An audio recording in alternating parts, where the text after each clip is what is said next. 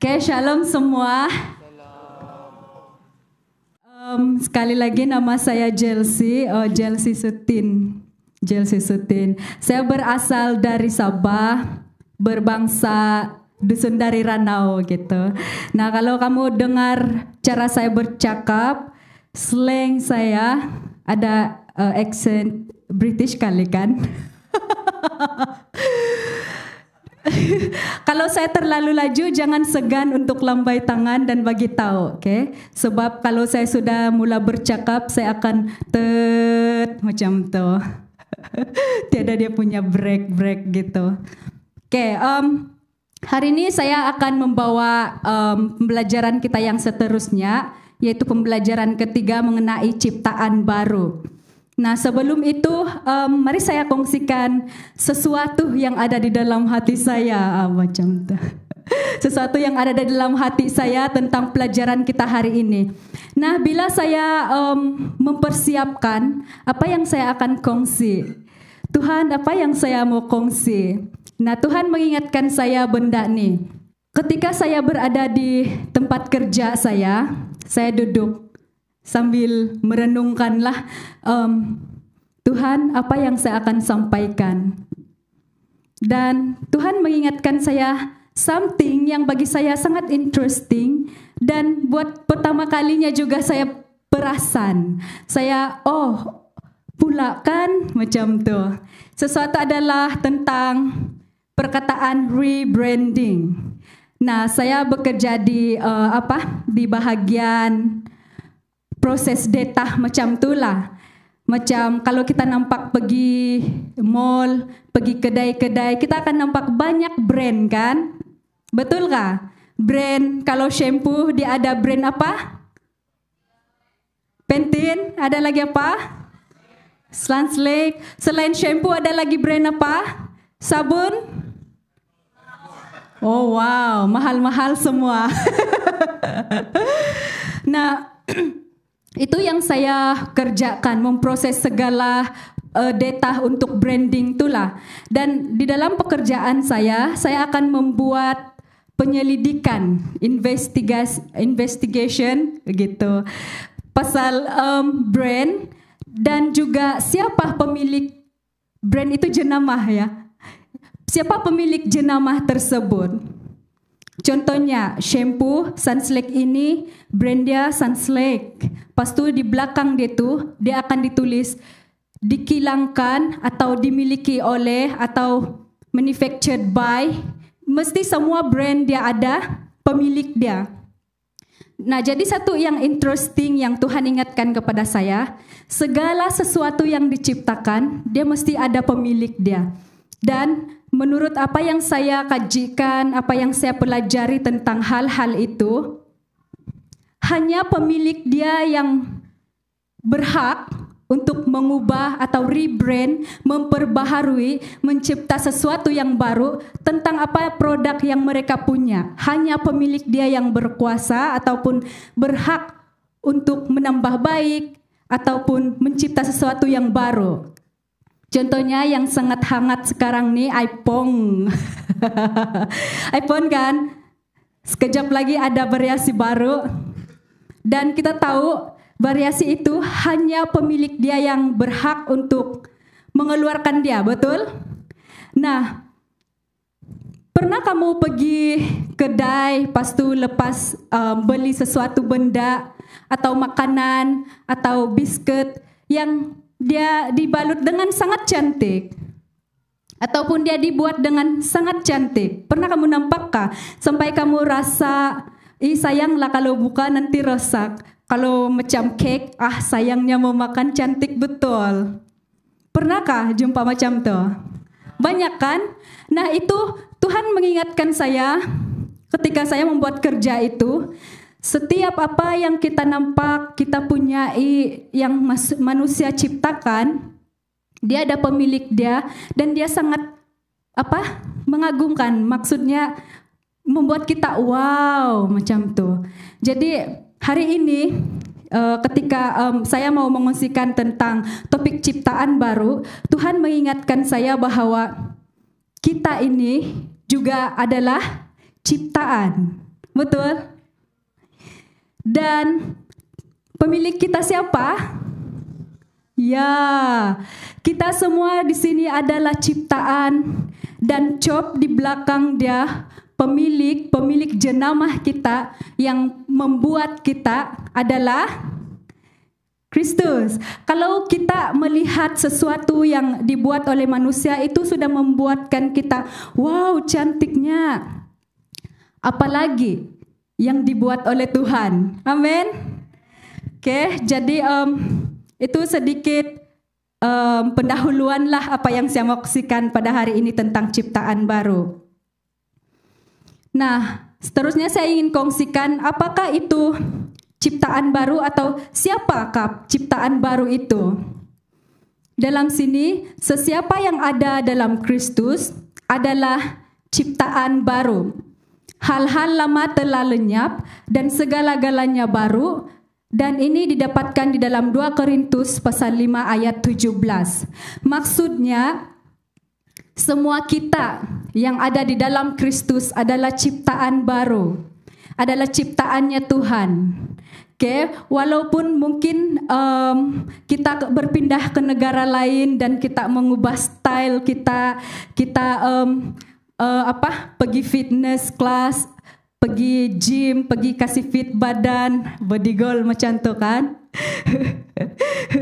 Tapi sesuatu yang tidak berubah adalah apa yang tidak berubah? Ya, kamu tetap kamu. Kita tetap kita. Contohnya, saya tetap Chelsea walaupun saya pergi pindah negara. Saya kalau rambut saya pelangi dan saya rajin pergi exercise dan tinggilah saya sikit. Tapi saya tetap Chelsea dan diciptakan oleh Tuhan Yesus. Wow. Jadi kita ini adalah semua ciptaan baru. Tengok kawan kiri kanan kita. Tengok kiri kanan kita. Nah, dialah tuh ciptaan baru. Haleluya.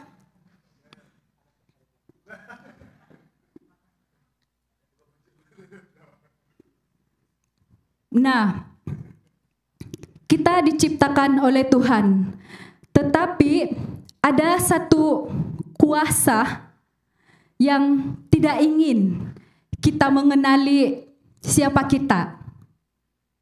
Kadang-kadang ada dalam satu situasi ataupun mungkin kadang dalam satu jangka masa, mungkin kita sedikit tersasar dari apa yang kita fahami. Contohnya kita tahu saya ini brand saya Chelsea dan details dia Tuhan sudah letak macam ni. Chelsea ni kepala dia sedikit pendek dan diciptakan oleh Yesus Kristus. Nah, ada satu kuasa yang tidak mau kita berada di sini, yaitu iblis.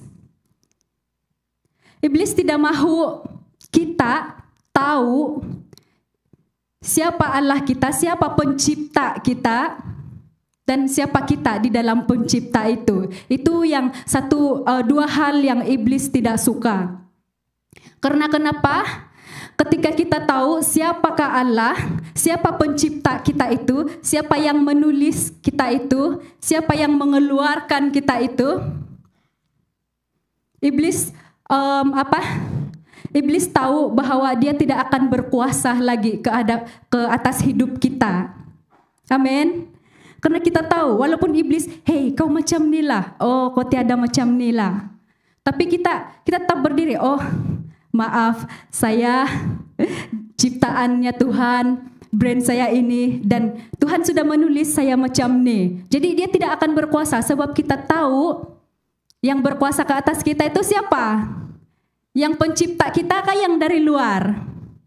Yang pencipta. Yang kedua adalah iblis sangat tidak suka apabila kita tahu siapa diri kita di dalam Kristus. Karena ketika kita tahu siapa diri kita di dalam Kristus, kita ini merupakan satu ancaman yang sangat besar kepada iblis. Karena ketika kita berada dan kita tahu kita dicipta oleh Tuhan dan kita ini bagaimana di dalam tangan Tuhan, kita tahu macam mana kita menengking ancaman iblis, betul? Kita tahu macam mana menolak ancaman iblis. Walaupun iblis mungkin kamu kurang baik, kamu tidak mampu. Tapi yang kita tahu di dalam Kristus, kita mampu sebab kita ada pencipta yang hebat, mencipta segala-galanya. Amin. Nah, itu dua perkara yang iblis tidak suka. Ciptaan baru ini juga adalah berkenaan dengan gambaran diri kita. Untuk kita menyadari kita ini ciptaan baru, kita harus terlebih dahulu memahami atau melihat tentang gambaran siapakah kita. Gambaran diri ini adalah berkenaan dengan siapa saya, siapa kita, harga diri saya, harga diri kita. Oke, yakni apa yang kita pikir, kita rasa, dan apa yang kita percaya tentang diri kita. Itu Itu sangat berkaitan dengan bila kita mau menyadari bahwa kita ini adalah ciptaan baru. Nah, sekarang saya mengajak kita untuk melihat bagaimana kita diciptakan supaya kita lebih melihat gambaran kita, gambaran diri kita di dalam Kristus. Oke, manusia diciptakan menurut gambaran dan rupa Allah, lelaki dan perempuan. Oke, mungkin kita baca di sini bersama-sama, boleh? Dalam Kejadian pasal 1 ayat 26b dan 27. Saya kirakan 1, 2, 3 kita sama-sama baca dengan suara yang kuat. Oke? 1, 2, 3. Berfirmanlah Allah, baiklah kita menjadikan manusia menurut gambaran dan rupa kita. Maka Allah menciptakan manusia menurut gambarannya. Menurut gambaran Allah, Dia mencipta mereka, lelaki dan perempuan. Sekali lagi, kita diciptakan oleh Tuhan menurut gambarannya. Oleh sebab itu, saya kongsikan dua hal yang iblis tidak suka kita tahu, yaitu siapa Allah kita dan siapa kita di dalam Allah. Karena kita ini adalah hasil ciptaannya Tuhan, kita diciptakan Tuhan dan segambaran dengannya.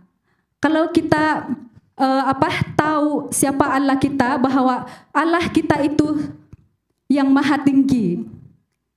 Allah kita itu yang maha berkuasa. Allah kita itu yang duduk di atas takhta dan bertakhta di atas segalanya. Saya percaya kalau kita kita menyadari atau kita tahu dua hal itu saja, kita sudah mempunyai kekuatan untuk menepis atau menolak segala hal-hal yang palsu tentang kita. Maksudnya apa yang iblis coba untuk merosakkan kita.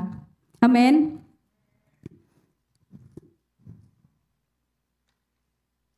Siapakah manusia yang diciptakan Allah itu? Di dalam Kejadian 8 ayat 4 hingga 5, apakah manusia maka engkau mengingatnya, dan anak manusia maka engkau mengendahkannya. Engkau telah menjadikannya rendah sedikit daripada yang ilahi dan memakotahkannya dengan kemuliaan dan kehormatan. Wow, sedemikian Tuhan mencipta kita. Boleh rasakah?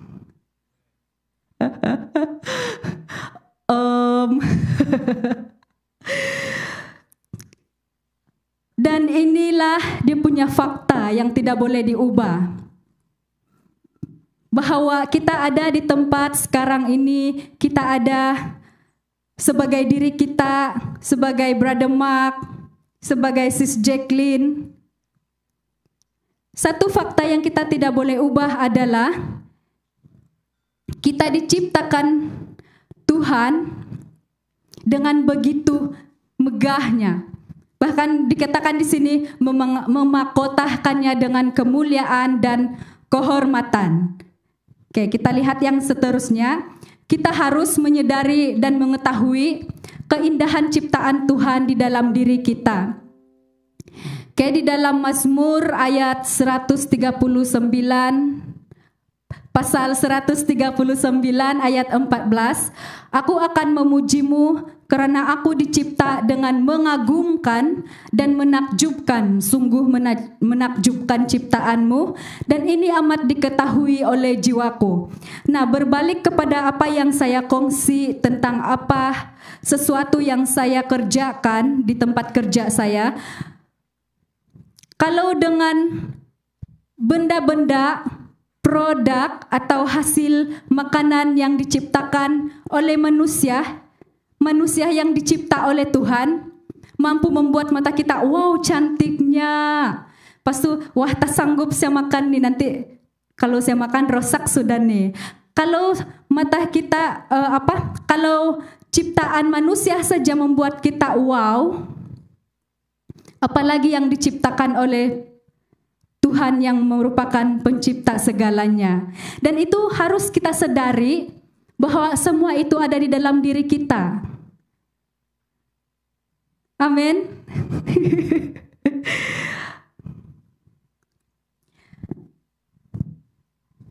Nah, tadi saya mengungsikan bahwa satu fakta yang kita tidak boleh ubah walaupun kita mengubah segala apa yang di luaran, mengubah segalanya. Satu fakta yang kita tidak boleh ubah adalah kita ini adalah ciptaan Tuhan. Amin.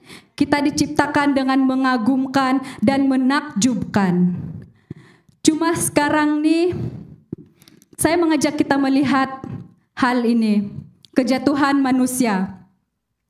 Karena semua manusia telah berdosa dan tidak mencapai kemuliaan Allah. Dan ini didapati dalam Roma 3 ayat yang ke-23. Nah, kita tahu bahwa pada masa Tuhan menciptakan kita, kita diciptakan begitu menakjubkan, apalagi mengagumkan. Wow. Tapi ketika dosa masuk, dan kita tahu semua manusia telah berdosa. Betul? Semua manusia telah jatuh dalam dosa, tidak terkecuali. Semua kita jatuh dalam dosa. Maka dosa itu telah menyebabkan segala apa yang kita pikirkan indah, segala apa yang Tuhan sudah cipta yang menakjubkan dan mengagumkan, rosak. Rosak bagaimana? Masih ingat saya kongsikan dua hal poin yang mula-mula apa yang iblis tidak suka. Karena dosa, iblis ada peluang untuk curi, ambil apa yang pada mulanya sangat indah dan menakjubkan dan mengagumkan dalam diri kita. Dan akibat daripada kejatuhan dosa itu, gambar diri kita rosak. Kemuliaan Allah dalam manusia hilang dan sifat ilahinya juga hilang dan mula dikuasai oleh kedagingan. Pikiran dan kata-katanya tidak lagi memuliakan Allah. Hubungan sosialnya mementingkan diri sendiri bukan karena kasih. Sungguh manusia masih memiliki aspek gambar dan rupa Allah, tetapi hilang kemuliaan Allah. Seperti yang saya katakan, apapun yang kita buat, macam mana pun kita berubah, kita tetapi brandnya Tuhan. Kita jenamah yang telah diciptakan oleh Tuhan, dan Tuhan tetap pemilik kita. Tapi yang bezanya sekarang, kita terjerumus dengan hal-hal yang mengikut dunia. Dari segi kita berpikir, masih ingat tentang maksud gambar diri yang saya kongsikan, tentang kita berpikir, tentang kita rasa, dan tentang kita percaya siapa diri kita. Karena kejatuhan itulah membuatkan kita berpikir dan merasa dan juga Mungkin kita juga tidak percaya kalau orang kata, kamu nih hebat lah, tapi kamu rasa, oh jangan kamu menyindir saya lah. Sebab kita kehilangan segalanya dengan kejatuhan itu.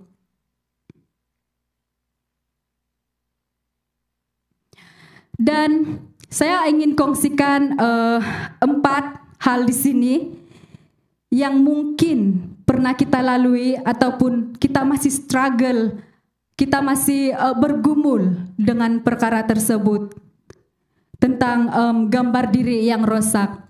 Pertama adalah tentang takut gagal. Ada yang takut gagal? Takut dihakimi? Takut ditolak, takut malu. Siapa malu nih? Tidaklah. Kalau kamu perasaan di sini, bila saya melihat poin-poin ini, saya mulai berpikir tentang hal-hal yang merupakan boleh terjadi di dalam gambar diri yang rosak. Takut gagal, takut dihakimi, takut malu, takut ditolak. Kalau saya pikir, wah, semua pun saya rasalah. Oke, jadi kalau kita nampak di sini berulang-ulang dia kata takut, takut, takut, takut, dan apa lagi? Banyaklah takut dia. Takut. Sebab kita takut ini timbul apabila sesuatu kita tidak pasti.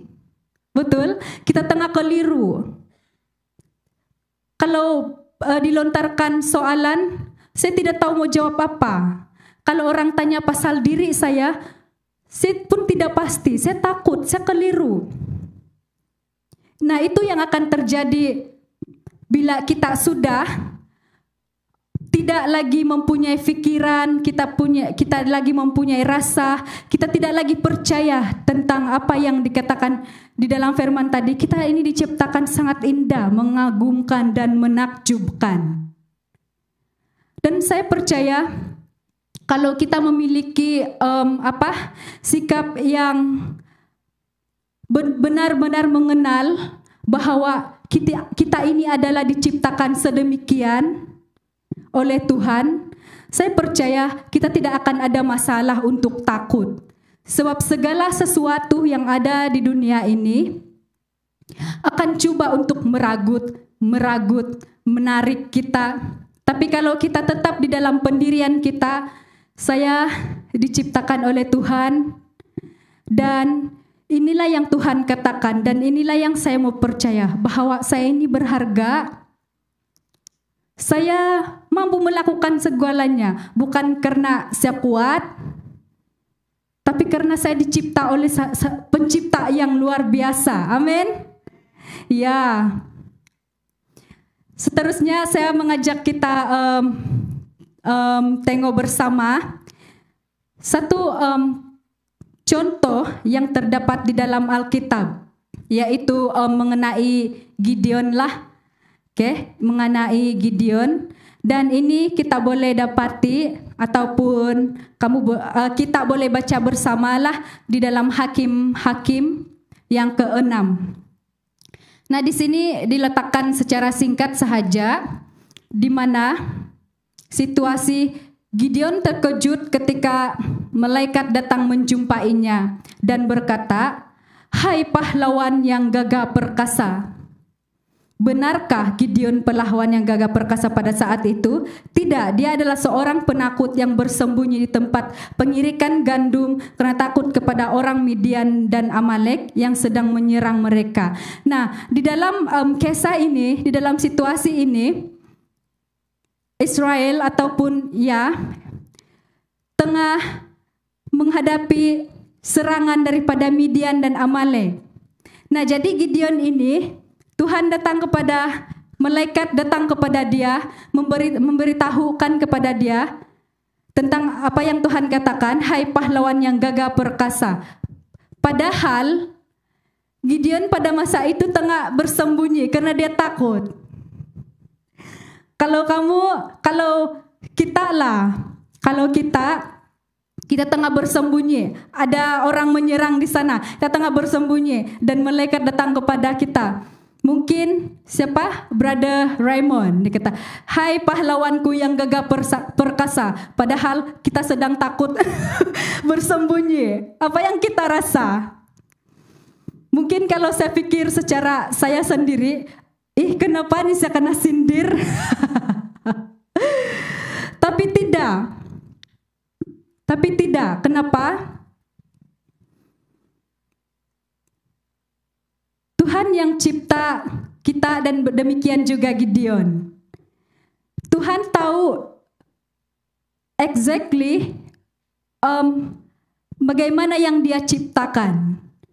Tuhan tidak malaikat itu tidak mengatakan, "Hai pahlawan yang gagah perkasa," karena Dia melihat situasi yang di luar. Dia mengatakan seperti itu karena Tuhan tahu, Tuhan melihat di dalam ciptaannya itu ada potensi.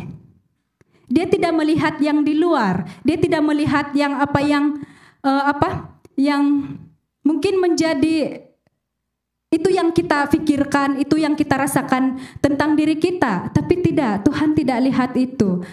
Karena Tuhan yang cipta kita, Tuhan kenal. Dan Tuhan mengatakan, "Hai pahlawan yang gagah perkasa," sebab Tuhan melihat apa yang Dia cipta. Tuhan tidak melihat yang sudah rosak. Tuhan melihat yang ori. Yang Dia ciptakan. Nah, di dalam kisah Gideon ini ada beberapa poin yang kita boleh pelajari di mana gambar diri Gideon yang rosak. Pertama adalah dia meragukan kuasa Tuhan. Dia pergi bersembunyi, sedangkan dia tahu Tuhan boleh menolongnya. Kedua, rendah diri. Tapi Tuhan, kaumku yang kecil. Rendah diri, dia tidak percaya. Yang ketiga, tiada keyakinan diri. Aku seorang yang paling mudah di antara keluargaku. Dan yang keempat, kurang iman. Sudah Tuhan bantu dia, sudah Tuhan beri pimpinan, tetap juga bagi dulu aku tanda. Tidak yakin gitu kan. Itu merupakan, ini adalah contoh gambar diri Gideon yang rosak, karena dia tidak mau memikirkan, dia tidak mau merasakan, dia tidak percaya apa yang dia boleh buat kalau dia libatkan Tuhan. Sebab kita percaya walaupun mungkin dia yang termuda, mungkin kaum dia yang terkecil, tapi kalau dia menjalani semuanya dan percaya bahwa dia diciptakan sedemikian, dan Tuhan memanggil dia sebab Tuhan yang cipta dia, dan semestinya Tuhan melihat apa potensi di dalam diri dia. Kalau dia relahkan, mungkin dia tidak akan melalui hal yang kita dapat tengok di poin inilah. Dan kesudahannya adalah Gideon memenangkanlah. Dia akhirnya memberikan Tuhan pimpin dia dan dia memenangkan. Jadi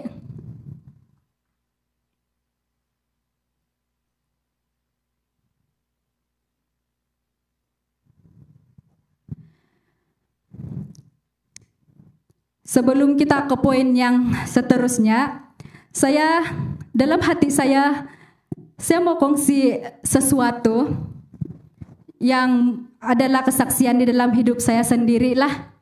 Sebelum kita beralih ke poin yang seterusnya.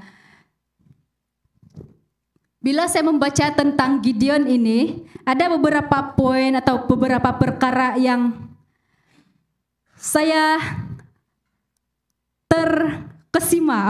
terkejut. Maksudnya dia ada menyentuh.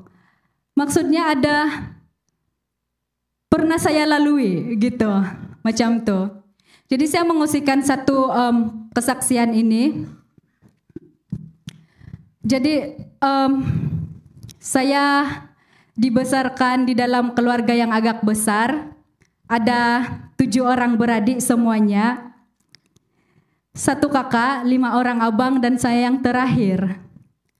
Nah, satu struggle saya ketika saya membesar dari kecil, saya percaya kalau yang Sabah Sarawak boleh itulah kan, boleh relate, boleh tahu, boleh paham. Mak bapak saya masa saya kecil, mereka sangat suka minum yang Aramaite. Terutama bapak saya. Dan bila mereka minum, mereka akan berbincang, masih bercakaplah antara satu sama lain. Dan cara mereka berbincang itu sangat menakutkan saya. Sebab dia menggunakan suara yang sangat tinggi dan seolah-olah mau menerkam, mau bergaduh macam tu. Jadi saya tidak tahu mau buat apa. Saya ada adik-beradik yang di depan 6 orang. Mereka sudah besar-besar lah masa itu. Saya tidak tahu mau buat apa. Dan hal itu berlarutan sehingga saya darjah 6. Cukup lama kan? Tengah malam bapak saya balik sebab dulu di sekolah saya selalu panggil bapak saya untuk jadi penyeri majlis. Menyanyi macam tu. Bapak saya selalu dijemput menyanyi, dan lepas menyanyi itu mereka akan minum-minum dengan cego. Dengan kawan-kawan macam itulah. Dan bapak saya akan balik dengan keadaan yang mabuk sampai di rumah. Dan mak saya tunggu di pintu dan mulalah pertengkaran yang tidak habis. Dan bagi saya pada masa itu sangat sakit. Sangat sakit. Itu membuat saya mau lari dari rumah pun ada. Saya tidak tahan. Sebab saya mau macam mak bapak yang lain ketawa, bercakap pun bersayang-sayang. Tapi apa yang saya lihat, mak bapak saya selalu bergaduh. Dan saya tidak tahu mau buat apa. Saya hanya berharap dengan kakak dan abang saya yang di depan, mereka akan buat sesuatu. Tapi tidak. Kan mereka sudah besar, jadi mereka sudah tahu pergi kejiran, pergi anti saya. Dan tinggal saya di rumah itu dengan mak, dengan bapak saya, dengan mereka tengah bertengkar, dan saya hanya duduk. Saya takut. Saya sangat takut. Sampai ada satu perkataan yang saya tidak lupa. Mak saya kata dengan bapak saya, kalau kamu tidak berhenti, bagus kamu tinggalkan kami, tapi jangan bawa anak-anak. Wah, bila saya dengar itu, saya macam masih kecil, saya tidak tahu mau buat apa. Yang saya tahu hanyalah tak mau saya hilang mak bapak saya. Gitu kan, saya sayang mereka dua. Dan itu berlarutan. Tapi satu hal yang saya sangat bersyukur, sehingga pada saat ini rumah kami hanya di bawah gereja. Gereja itu di seberang sungai, tapi di atas bukit kecil macam tu. Tiap petang saya akan ikut sekolah minggu. Malam saya ikut anti, saya pergi gereja. Ahad saya ikut kawan pergi gereja. Tanpa mak bapak saya ikut mak bapak orang. Mengikut-ikut kan, pergi gereja. Dan saya melakukan itu pada mulanya sebab saya tidak mau tengok mak bapak saya bergaduh di rumah. Saya pergi gereja. Dan saya lakukan itu, saya tidak berhenti. Dan ketika saya masuk tingkatan, saya sudah pandai berfikir, saya sudah pandai mendengar, saya sudah mulai faham tentang firman Tuhan, apa yang dikongsikan di gereja. Dan saya mulai sadar, oh, rupanya saya boleh melakukan sesuatu lah. Walaupun mungkin saya tidak kekuatan tarik mak bapak saya, pisahkan mereka bergaduh, ataupun pukul mereka. Saya tidak kekuatan, tapi ada sesuatu yang saya boleh buat lah. Jadi saya ambil keputusan belajar berdoa dengan aunty saya. Saya minta ajar dengan aunty saya berdoa. Jadi mulai saat itu, walaupun doa saya sepotong-sepotong, tapi saya tetap mendoakan dan saya tidak pernah berhenti. Dan sampai pada saat ini, kamu tahu apa yang terjadi ketika saya tidak berhenti? Sekarang mak bapak saya tidak menyentuh minuman lagi. Mak bapak saya tidak minum lagi. Dan kalau di rumah mereka berbual, wow, sangat lembut. Wow. Dan saya sangat suka. Itu membuatkan saya gembira. Jadi Tuhan mengingatkan saya, kalau kamu berhenti, mungkin sampai saat ini kamu tiada seorang ibu atau bapak kamu. Kalau pada saat itu saya tidak sadar apa yang saya boleh buat, apa yang saya boleh mampu, mungkin saya tidak akan pernah berdoa untuk mereka. Jadi ini yang saya rindukan dan saya percaya juga untuk kita.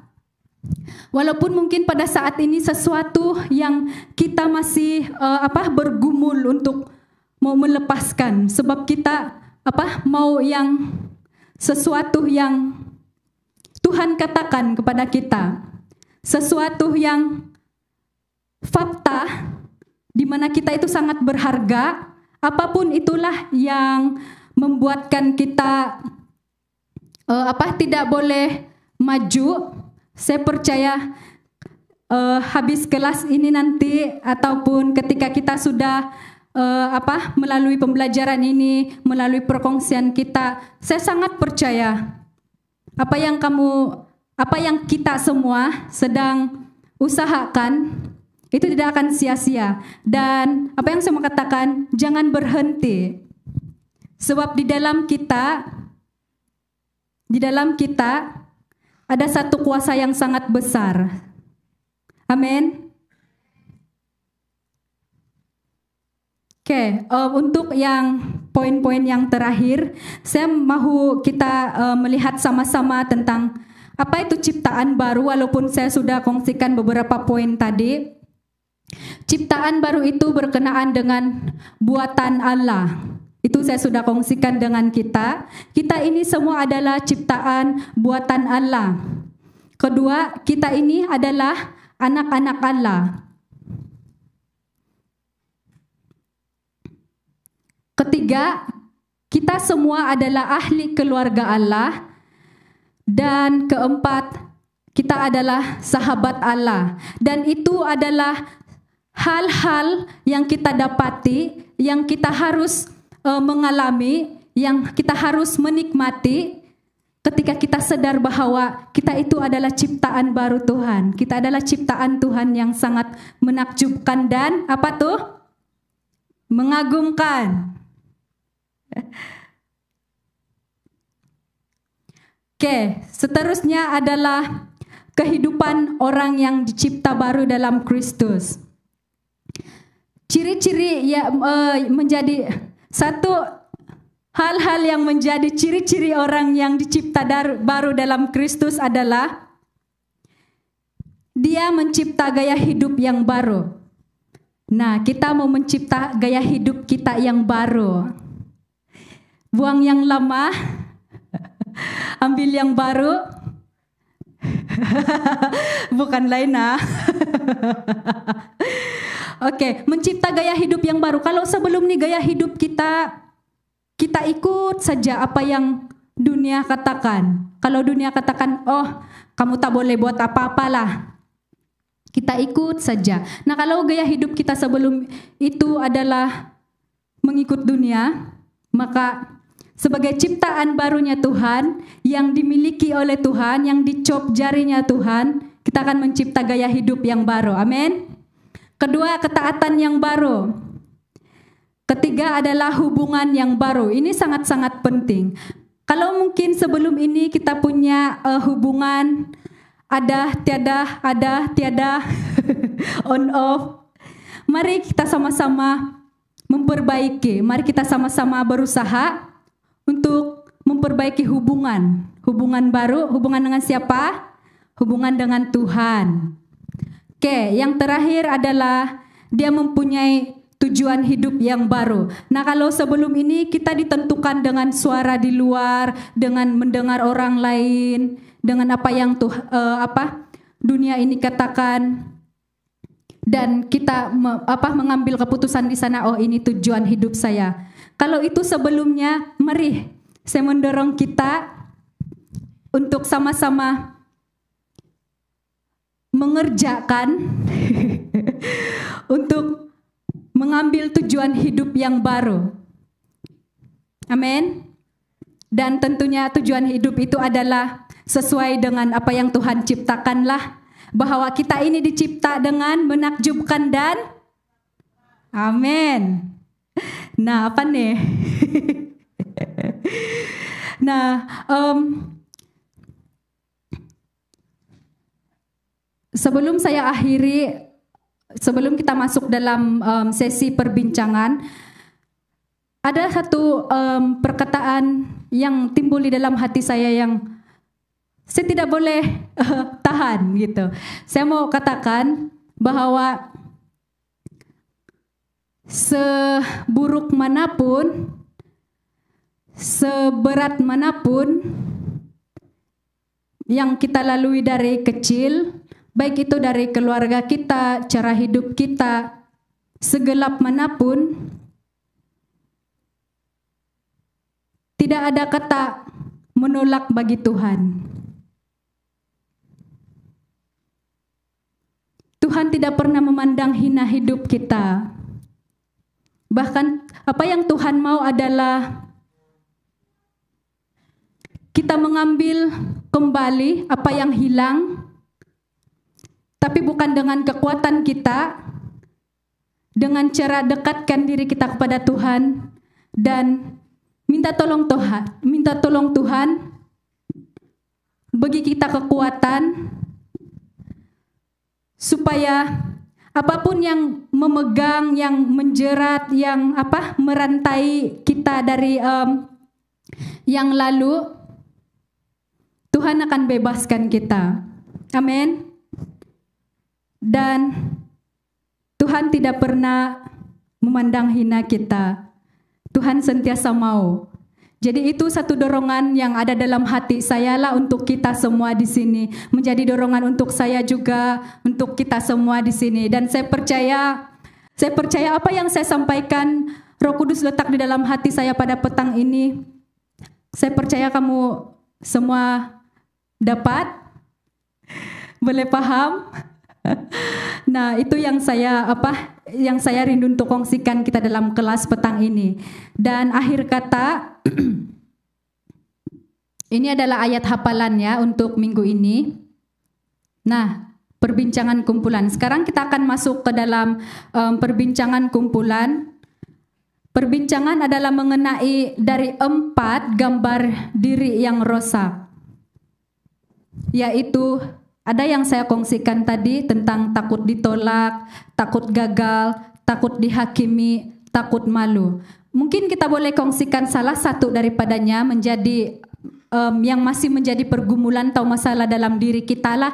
Mungkin yang masih kita bergumul untuk melepaskan, ataupun sesuatu yang kita telah berjaya melepaskan. Kita kongsikan supaya kawan-kawan kita, ciptaan baru yang kiri kanan kita, juga mendapat sesuatu dan belajar sesuatu. Amin. Kita memberkati antara satu sama lain. Itu saja dari saya. Tuhan Yesus memberkati.